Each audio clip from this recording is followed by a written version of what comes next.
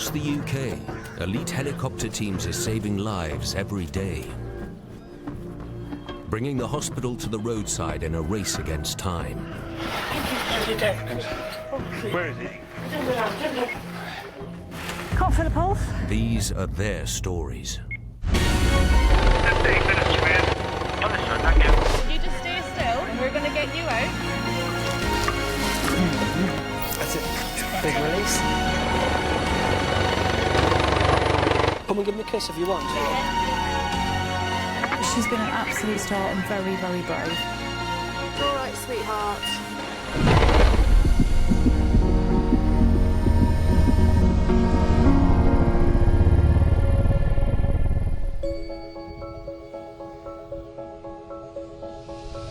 Norwich International Airport, one of the East Anglian Air Ambulance's 2 bases. 10 paramedics, 2 pilots, and 12 doctors ready to be called out at a moment's notice.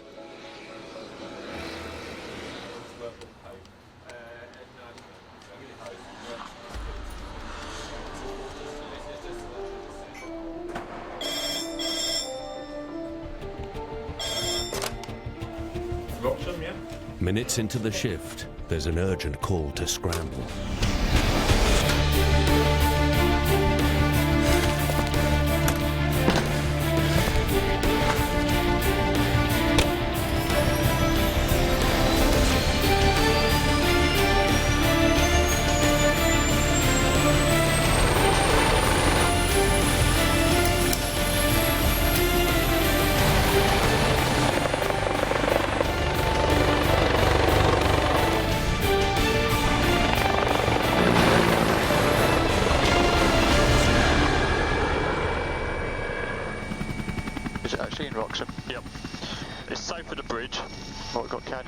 Yeah, 43-year-old. Oh, bloody hell.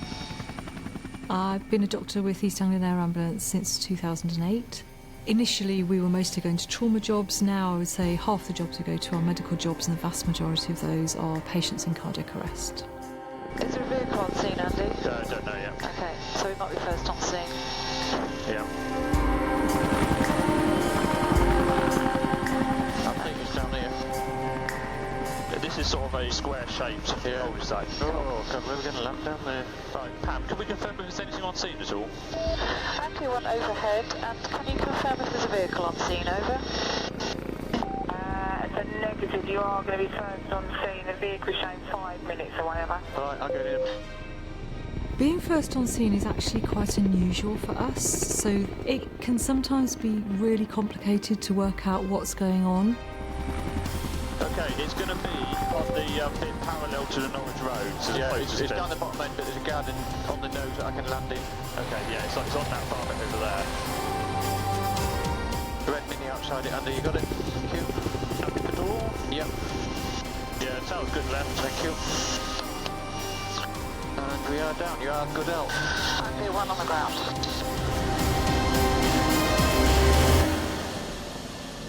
Ambulance emergency, tell me exactly what's happened. My son is not well, I think he's dying. Sorry, you think? He's dying. Where are we going? Oh, he's just barely breathing, he's gasping for breath, he's blue. Oh, dear me, please come. Okay. Where is he? Okay, still breathing, occasionally. Okay. Can't feel the pulse. Right. Oh, I'll get some gloves on in a minute. James was lying on his living room floor, really showing no signs of life at all. We needed to start life-saving treatment straight away. Okay, we've got lots of vomit. We've got some O2, please, guys. Fantastic, that's right. Okay, it's all right. We've literally walked in the door. Okay, so if you sort out the airway, something get camera in. On the top of our blue bag, there's a sink plunger. If something can pass me that'd be great. It's unknown how long James has been in arrest. The longer it takes to restart his heart, the higher the chances of permanent damage. Okay, let's get the pads on. Lovely. Yeah, I've got a lot on it. Yep. Plunger there, Pam. Thank you.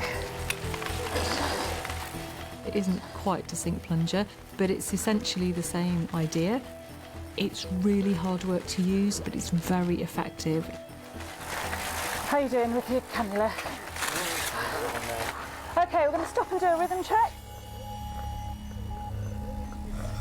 We do have a rhythm compatible with life. Can you check the pulse? Okay, we've got a good pulse now. Good. So let's get that sorted out. We'll stop CPR. Andy, you're sorting out the airway. I'm not going to tube hube at the moment. He's actually responding to Okay, that. excellent. At this point, we didn't really know why James's heart had stopped. I needed to talk to James's mum to try and establish what had been happening. Can you tell me what happened? I said good night to him last night at 10 o'clock, but he couldn't sleep with the pain. And he'd taken some pethidine that the doctor had given. Right, why has he got pain? A trapped nerve. Right. And he also... He's had some pethidine, Andy. Can you just check his pupils and see if he needs some Narcan? Thank you. Yeah, they are quite constricted. Okay, should we give him some Narcan? Okay, thank you. The pethidine. You took the pethidine. So this was dispensed yesterday? Well, if he took it yesterday, you know, not last night. Okay. James had been prescribed the day before a range of medication for sciatica and back pain, which were all perfectly sensible and reasonable and were designed to help relieve the pain and the spasm in his back. Painkillers can slow the heart rate. For James, a combination of drugs, including morphine and opiate, slowed his breathing down to the point that his heart actually stopped. So it feels to me like respiratory arrest post-opiate overdose, maybe, in somebody's opiate naive? Unfortunately, sciatica and back pain can be really unbearable for patients, so I can see that he was just trying to get on top of the pain that night. James? Yeah. Hi, my name's Andy from the air ambulance. Do you know where you are? No, OK. You're at home at the moment. You just had a bit of a funny turn. Yeah. I'm just going to give you some oxygen on a face mask. You just need to breathe it in for a little while, OK? Just lay nice and still while we do a few more tests, OK? James, have a big cough for me, darling. Good. He's awake and responding to us now. Yeah. James, look who's here. So say hi, so she's convinced you're all right.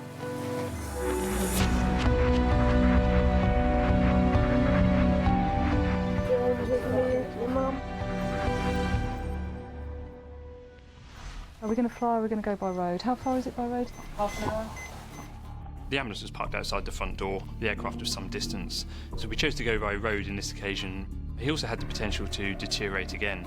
The drugs were given him to reverse the morphine overdose, have a shorter duration than the actual morphine itself. James, I need you to keep still for the moment while we just do a heart tracing, OK? Nice and still, don't move anywhere for the moment. With no way of telling what effects the drugs could still have on James, the next few minutes could be critical. You what, sorry? Breathe. You can't breathe? No.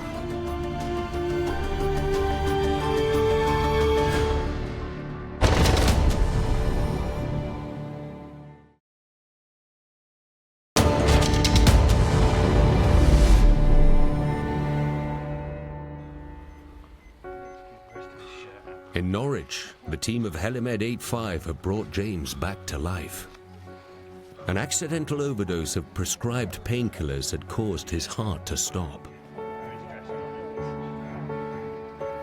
We have resuscitated him and are intending conveying him by road to the Norfolk and Norwich. Over. By road to Norfolk and Norwich, is that over? Yep, that's all confirmed. Over. ECG's fine. Super job. Good. Right, James, we're going to take you off to the Norfolk and Norwich Hospital, OK? Are you going to come with us, or are I you... won't go, I'll follow. Okay. Okay. Get your breath back. Is there somebody who can be with you? My daughter's coming to see what Nice. Good. OK. So we've got pads running the trace there, that's fine. End tidal's good. Respiratory rate's dropped off a bit. Angle run leaving scene on board the land vehicle. Concentrate on those nice deep... Can we see lead sequence area? So I reckon he's had 200 milligrams of Oromorph in 12 hours. Yeah. So gabapentin prescribed yesterday as well. It's absolutely crucial that we know exactly what James has taken. We may not have seen the effects of those drugs at this point, and they may start to become more apparent en route to hospital. She's had 4 naproxen. He's had 55 milligrams of diazepam. Okay. Well, that's what's missing out of the box. Okay. And that was prescribed yesterday? Yep. So all of this was given yesterday. Okay. It was only when I was sitting in the ambulance going through all the other tablets that I realised exactly how much medication James had managed to take. If we hadn't turned up when we did, honestly, he was minutes away from being irretrievable. James is still in a very unstable condition. If his heart stops beating again, all his organs could shut down for good. You're in the back of the ambulance going to Norfolk and Norwich. All that medication kicked in and completely flattened you. Do you want some more water? Here we go. James, we're at the hospital now. Big deep breath and a cough for me. Okay, a couple of bumps, James. Morning, morning. Where is Sorry to bother you so early in the morning, Doc. Someone grabbed those lower strokes. So was this an arrest? Yes. Okay.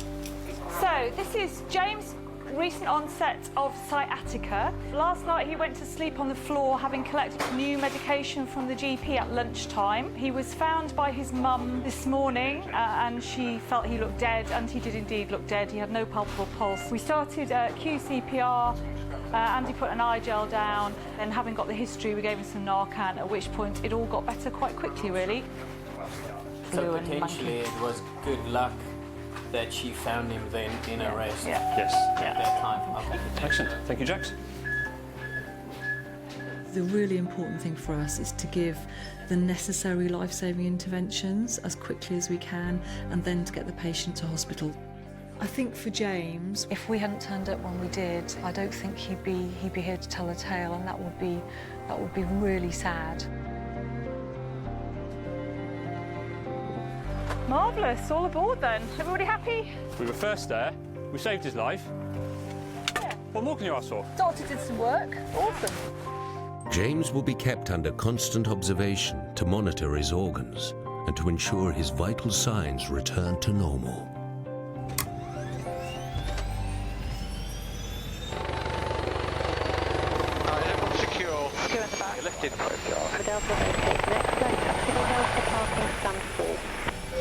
Hello, Echo Alpha. Just to advise, we have lifted from the Norfolk and Norwich and are returning to base. Over.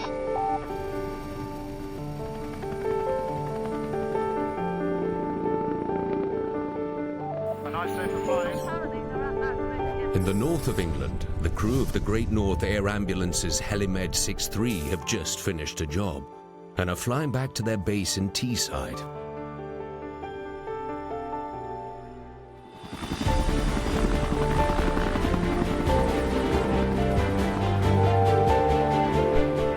Go ahead, man. Yeah, man. Got a job for you. Ready to receive grid reference. It is November Yankee 608932. An urgent call has come through for the team to divert immediately to the remote Kielder forest in Northumberland. Carver's bike. 2 wrist fractures, possible pelvic fracture, and semi-conscious at the moment. Over. Roger, mate. That is all understood. We get a huge amount of motorbike accidents, more so through the summer. If you come off a motorbike, you've got very little protection, you get severe injuries, and sadly, a lot of the fatalities that we do go to are motorbike riders. It's going to take us 12 minutes to get there. Seems to look dead. When it comes to motorcycle accidents, every second counts. A land ambulance would take at least 30 minutes to reach this area. Kielder Forest itself is a very thick forest. It's a long way away from any of the nearest hospitals, so it's not where you want to hurt yourself. It'll be just somewhere down here now, I believe. Is there anybody there to wave at us? The police are on scene, apparently, mate. They're the one that made the diagnosis. Right, have a look up that road. I've got a police car, left-hand side. Oh, we have got rapid on scene. Can you get the clearing next to the police car? Looking behind, there's no vehicles coming through. I've got both the road signs and we're going directly in between them both. Okay, mate. Okay, you're good left. Can I open this window, mate? Yeah, go for it. Right, have I got plenty of room left? Plenty of room left, you. Right, left, just going to drift left a bit. Okay, just got that one, just the one there, it's only one. 6-3 on scene, over. As we walked up the road, you are looking for clues as to what you might expect to find when you start talking to the patient. There might be skid marks on the road, damage to the vehicles themselves. It gives you an idea of what kind of forces are involved. Hiya. Oh no. This is Steve. Approximately 60 miles an hour. Coming up the road, car pulled out. He's hit the back corner of the car. This is approximately where he's landed. Okay. Not moved. Very, very tender touch on that right hip. Okay. He has got a bit graze on his knee, but he's not been complaining of any C-spine pain. Steve, hello mate, are you normally fitting well? Yeah. Where have you got the most pain at the moment? I'm living up here now. My hip and my wrist. You've got to be very, very careful. If someone's complaining of hip pain, he might have broken his hip itself. More worryingly, it could mean that he's broken his pelvis. Those sharp bits of broken bone can damage the blood vessels. On the outside, they look fine, but the patient can be bleeding to death in front of you. Just breathe in that for us. Getting Steve to hospital quickly becomes the #1 priority. But just moving him before assessing for other injuries could have consequences. Motorcyclists are vulnerable. They've got minimal protection, so if they come into contact with something hard, like a vehicle, their body takes the full force. They've got a helmet on to hopefully protect the head, but the rest of them is essentially unprotected. Have you got any pain up here? No? Any pain on that side at all? Very tender touch as soon as you touch it. Is that sore? Across here? It's very tender. Okay. There's a scoop coming.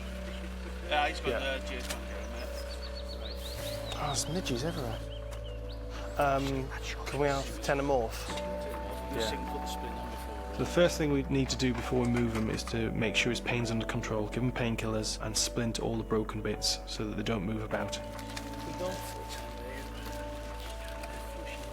Steve, you said you're not allergic to anything, are you?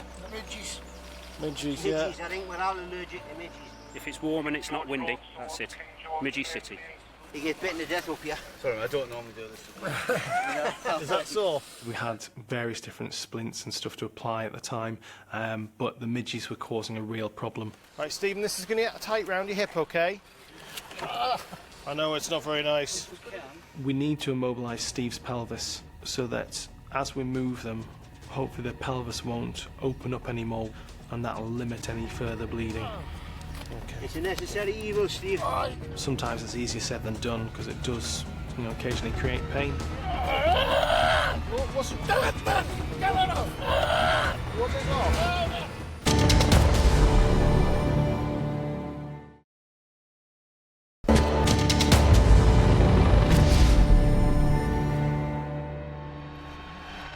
Right, Steve, we're going to give you a strong painkiller now, okay? Dr. Dian Arbid and the team of Helimed 63 have been called out to Kielder Forest in Northumberland. Motorcyclist Steve has been involved in a collision with a car. See, we're coming up the road doing about 50-55 miles an hour and the car pulled out with the sentence here, hit the back end of the vehicle there, and that was it, come off and basically where he's lying. He was complaining of a lot of hip pain. We always assume that they've done the worst, so we assume they've broken their pelvis, and you can quite easily bleed to death just from breaking your pelvis. We needed to get him rolled onto the scoop and immobilise him fully. This was creating a lot of pain. Get rid of! You want this off? Oh, that's great. I'll give some ketamine. Right, you're going to feel very woozy now, okay, Stephen? Ketamine can affect people in different ways. They can hallucinate, and it can make them very vocal. It's free. You're all right, mate. There you go. All right. Oh, fuck! Where are you? Yeah, I'm straight above you. Look, I can see. You can, yeah, right. Oh, what's happening? Take us away. You're gone in a minute, man. In Steve's case, giving him ketamine made him quite noisy and that he was shouting out. And it's just one of those side effects that we occasionally see with ketamine with certain people. Yeah. What the fuck's going on? Putting you in a helicopter, you're going for a helicopter ride. Hello. As soon as we got into the helicopter, the midgies all went, which was very, very welcome. Can we leave the door open? No. Shut that door. This patient was a really good example of how the helicopter can be very beneficial because it brings the A&E to the roadside in a very remote situation. If you look back 10 years ago, they didn't have mobile teams with medical and paramedic staff working together in a trauma team, so pre-hospital care's come on a long way. Right, have a good look out for cranes. Because the other ones have cropped up. Right, we got 3 green, bring that on.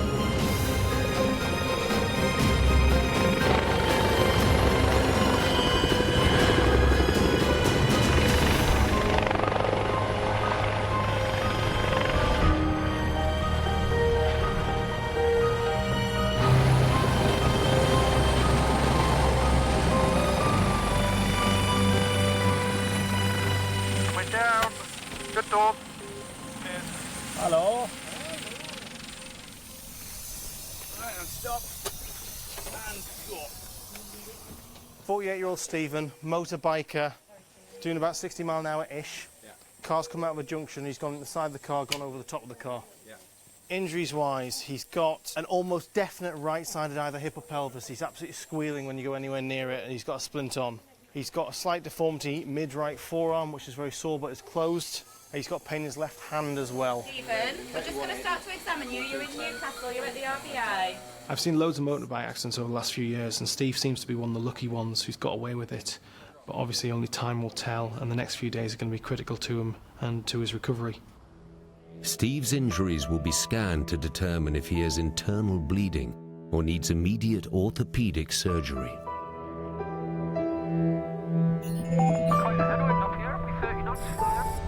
50 miles west in Penrith, the Great North Air Ambulance Service has been operating the Pride of Cumbria aircraft since 2004. Today, paramedic Andy Dalton is on duty. I've worked with the Great North Air Ambulance for 9 years now. So what does the forecast say then? So we're in area Alpha. I've always wanted to do something with the emergency services even since I was about 12 or 13 years old. The thought that I actually would be doing it, particularly working on a helicopter, I would never have believed that. We carry a lot of equipment and we don't really have the time to go hunting around for things, so we like to make sure that everything's correct and in its right place. Also on call is Dr. Andy Barrington. I've never woken up not looking forward to going to work on a helicopter shift. I enjoy it because you don't know what you're going to get. It's unpredictable and it's just very challenging.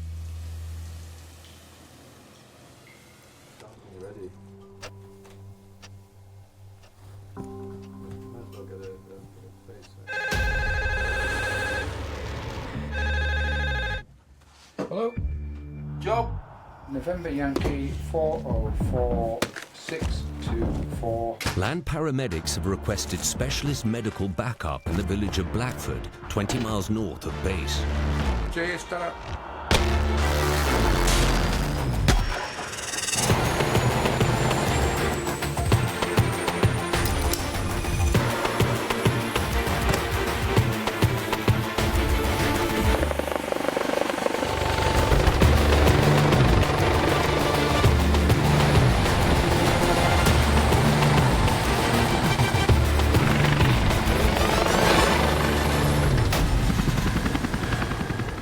There's no real hierarchy involved in the helicopter team. I really enjoy it. It's a different dynamic to in hospital.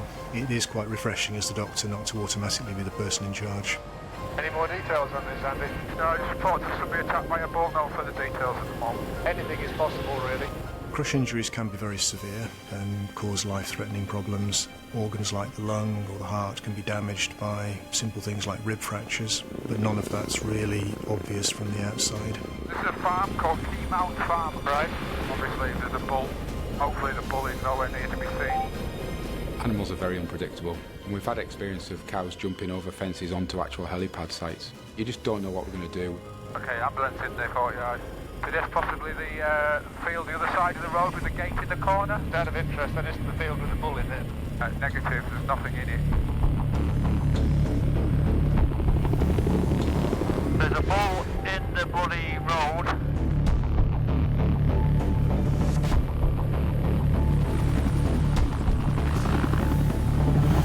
Right, green creature shut down.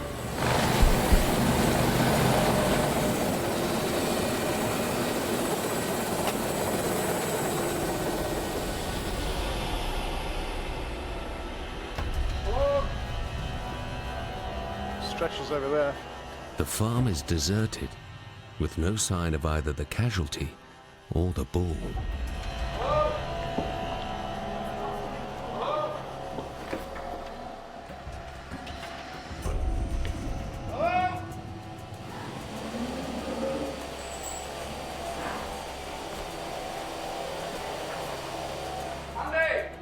The land crew led us into the farm building, which contained the pen, and the farmer was next to it, sat on a chair. I think reduced directly on the right side. There's an obvious mark on his back. Very aggressive. From a safety point of view, the farmer was able to not get out. Yes. The bull's becoming more and more agitated within the pen, and it definitely made me feel uncomfortable to be in there. Hi Paul, I'm Andy, I'm one of the doctors. Sorry. Whereabouts is the pain at the moment?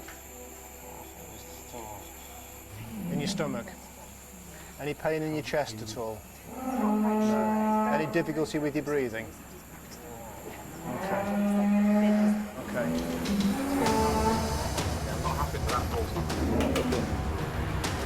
It became obvious that the bull was distressed. We needed really to be out of that environment. A cow had been in with the bull and he was getting the cow out and the bull had a do at him. Paul, is there any pain just down here? No. Sore there? Yeah, okay. So really it's just this side of your chest? Okay. The pain that we found was probably from rib fractures. The concern would be the damage that the fractured ends have done to the underlying organs like the lung or the liver. Right, we'll just pop this arm up. There's nothing obvious, Andy, you think? No, I don't think so. The ultrasound had confirmed that his lung was still fully inflated and probably not injured. Okay. Right, guys, what we'll do is we'll just trundle him off to the aircraft, we'll get him in and we'll get him. Is he conscious now? Yes. Just tell him You'll be shortly.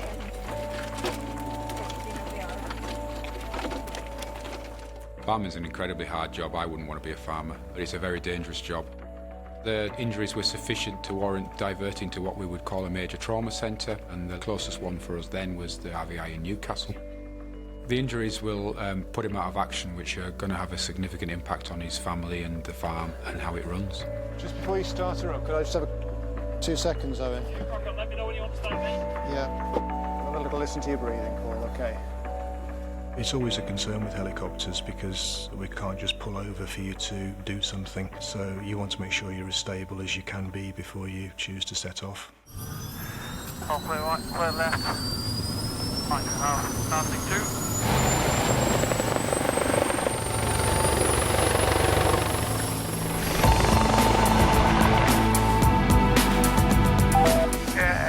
That's us now airborne. We're showing an ETA to RVI of 18 minutes. Just to reconfirm patient details, it's a 46-year-old male who's been crushed inside a pen by a large bull. Clearly KO'd. He has the braces to his back. He's complaining of significant pain on his right-hand side of his chest. But he's been described by his family as not normally one to complain, and he's in a lot of discomfort and pain from this injury. Concerns after that, and that's why we're going to the RVI. Last all received, mate. 11-9.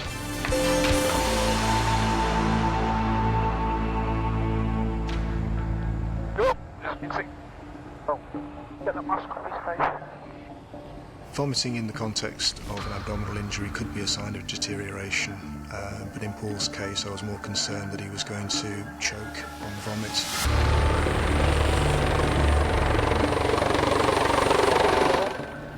All right, a bit more oxygen.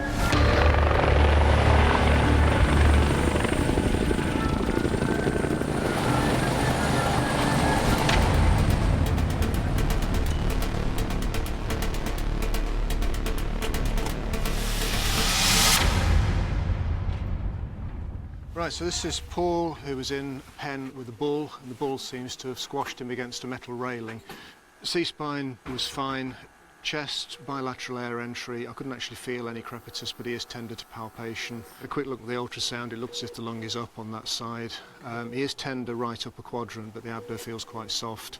Pelvis and everywhere south is fine. The main decision to be made in A&E is whether Paul needs to go straight to theatre to manage any internal injuries, such as a liver laceration, but also to decide whether there is actually any lung injury which would require a chest drain. It could take Paul weeks to get back to normal. Cheers. I don't know about you, but I just did not feel comfortable in that place with that thing bucking and kicking behind. It would have made things quite exciting if that railing had not stood up to it.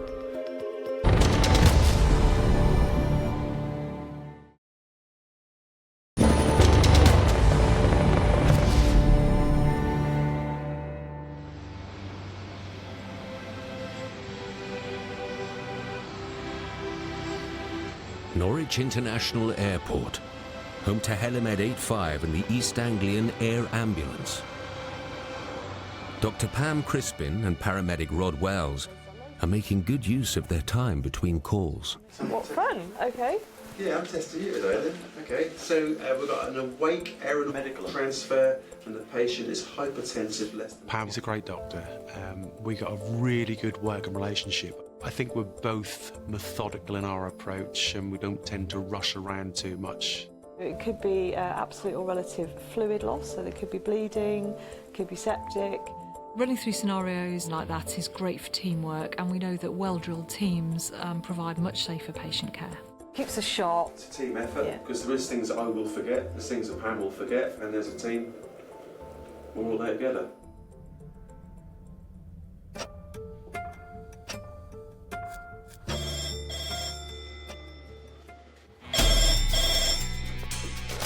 Hello, Norwich. Yeah? A call has come through to assist a 26-year-old female who's collapsed, suffering a life-threatening allergic reaction. Tango Golf 374 031, is that right? We'll protect the aircraft. Yes, indeed.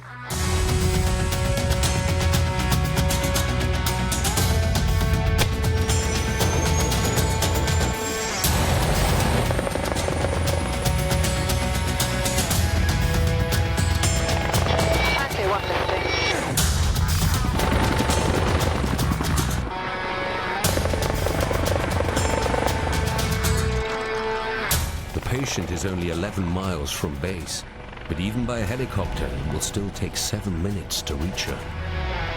What are we going to, Rodders? Respiratory rest due to anaphylaxis crew request. Oh, bloody hell. Proper one again.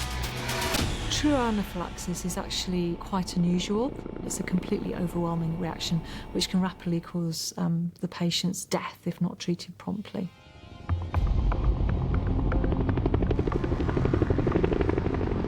There's going to be wires and all sorts down here. We're getting into this one. There's a real urgency to get to this patient fast, but urban areas are often difficult to land in.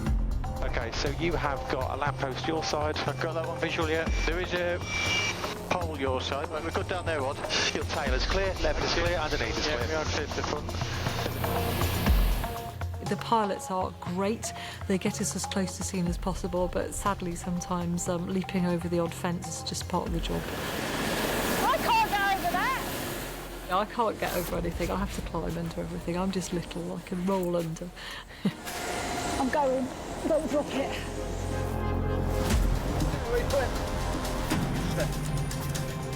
Sorry, we had a bit of trouble getting over the fence. Hello, Don. An anaphylactic reaction can be immediately life-threatening. It can cause cardiovascular collapse and blockage of the airway. So it really is a life-threatening emergency. So 200 of hydrocortisone, and if we get a salbutamol on there, please, that'd be great. You just keep concentrating on your breathing, sweetheart. OK, so that's a 97, heart rate's 135. All right, darling, don't scratch, OK? I know it's really itchy, OK? What are you allergic to? Thank you. Thank you, it's a bit frothy. Coconuts and kiwi. It sometimes tingles a little bit when it goes in, sweetheart. It'll really help with that itching. Kat wasn't shifting enough air backwards and forwards to get enough oxygen in. She was unable to get rid of the carbon dioxide that she was making inside her body. Such a high CO2 level would be a strong indicator that Kat's life is in immediate danger. My blood pressure's all right. Did you want to sit up? You think you can sit up, Kat? I'll support you. We'll keep giving you this nebulizer. We'll get you something to stop you feeling sick, OK? You don't feel well, I know. You don't look very well. So we're not going to fly her, are we? So if we prep for you. Okay, yeah, so we get ready to go then, mate, yeah? Kat was quite unstable, so the sensible thing to do to transport her by road so that if we needed to do anything by way of treatment on the way in, that it was relatively straightforward to do that. Kat? Kat? Kat! Do you want me in there? Yeah. Kat! Kat has lost consciousness. She's not responding to the medication, and her condition is getting worse. OK, she's still breathing, isn't she? So just keep her airway open. She still seemed to be breathing as adequately as she had been, so I wasn't quite sure what was going on there, but it was clearly a worrying development. She's got a pulse? Yeah, she's got a bang and radial. Yeah. Okay, so she'll tolerate it. Gently, gently. Kat was in a serious condition at that stage, and we did think about taking over her breathing altogether. Yeah? I think we're going to RSI. I think we're going to have to at this point. So an RSI is using drugs in order to get a plastic tube down somebody's windpipe. In Kat's case, this was necessary potentially for two reasons. First of all, her airway might be swelling, so we needed to hold her airway open. And secondly, she was breathing inadequately, so we needed to control and support her breathing. In the meantime, can we have... Oh. Miraculously, she sort of recovered in front of us and became conscious again. Kat, can you hear me? Okay. How's that breathing feeling, sweetheart? Hot. Hot? Hard? Okay. I don't know why I thought intubating wasn't the right thing to do. In this case, I just had a feeling that Kat was probably going to manage without having to be intubated. The trouble is we could get in a lot worse trouble, Rod, that's all I'm thinking.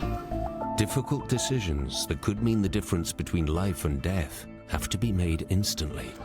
We could make this quite a lot worse. What are we going to achieve by controlling her airway? Okay. She's tight, isn't she? We're not going to make her less tight by giving her a lot of drugs.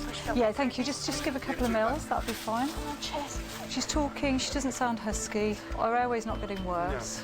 Okay, yes, she's having a life-threatening asthma attack, but actually...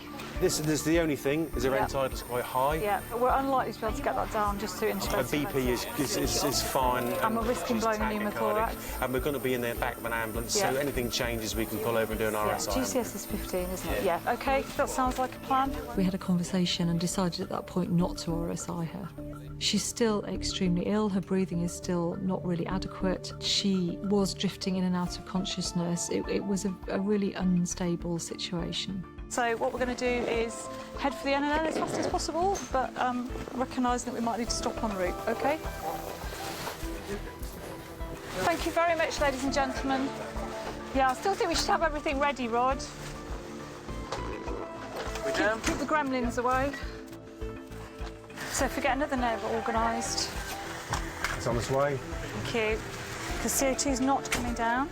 Kat, it's a very dilute adrenaline. We can proceed gently if that's all right with everybody. Proceed gently, mate. Everyone's on their feet. Kat! You all right, Kat? She's gone off again. Kat has fallen unconscious again. Kat! Open your eyes for me, Kat. She's still breathing. Ooh. Yeah. How far, Matt? 4 miles. Shall we try doing a bit of gentle BBMing?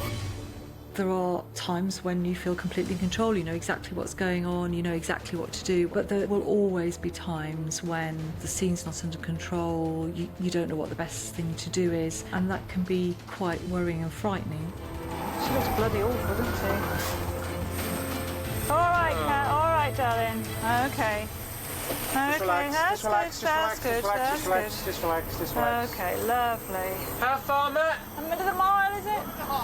Brilliant. Cheers, mate. At times I'm quite glad to see the NNN. All right, sweetheart, you've done really well. I'm sorry, I know it's been a horrible journey for you. But we're here now. All right, sweetheart. We're at hospital now, Kat, OK? Help, help, help. She's really not very well, this young lady. Yeah, start her first here. Ready, brace, slide. Thank you. Beautiful.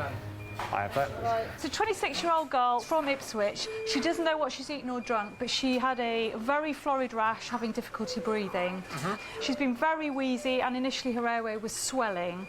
She's collapsed a couple of times, but not cardiovascularly. She's always been cardiovascularly stable. End tidal CO2 has been reading 10, and it's not getting better, OK? Other than that, we don't know very more about her. So it's really her CO2 that I'm more worried about than anything else, because it's sky high. Allergic to anything that we're aware of? She says coconuts and kiwi fruit. And fit and healthy otherwise? We don't know. Sorry, she's not been well enough to say that. Kat will need to undergo many tests to try and establish exactly what it is that she's allergic to. Right, I'm going to put that in there. Just remind me, I'll put the paperwork in there. Right, I'm going to start, mate. Where's your paperwork? In there. All right. Every so often I have this moment where I think, I'm really getting too old for this now. The bag's getting too heavy. I can't run as fast as I used to. I'm never going to get over that fence. And then every time I think like that, you take off and you just think, oh, this is beautiful. And you want this gentleman over from Norwich. Which side? And you want over to Oh, what's it? Damn it, man! Get rid of!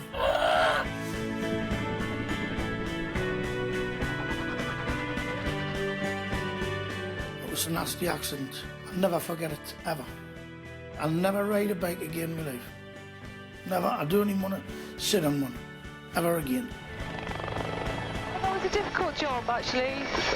I was quite scared, though. They go bad on you, and you can make them worse, and it's a difficult call to know what to do for the best. OK, so if you sort out the airway, somebody get a cannula in.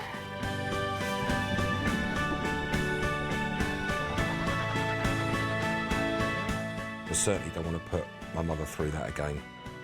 You'll never forget your terrible flashbacks.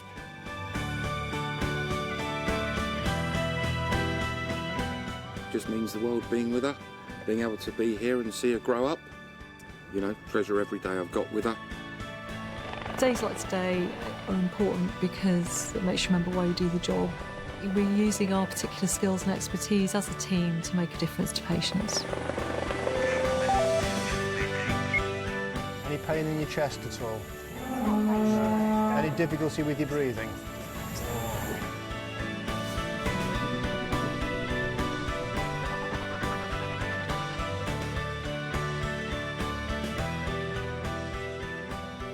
We obviously don't want people to get injured, but if the worst happens for somebody, then, you know, we want to be able to be there to do what we can.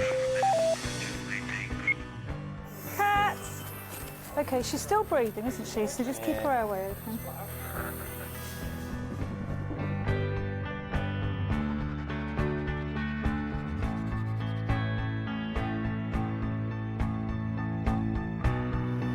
In this job, I've learned to appreciate life. I really have. I'm now live life for today chap.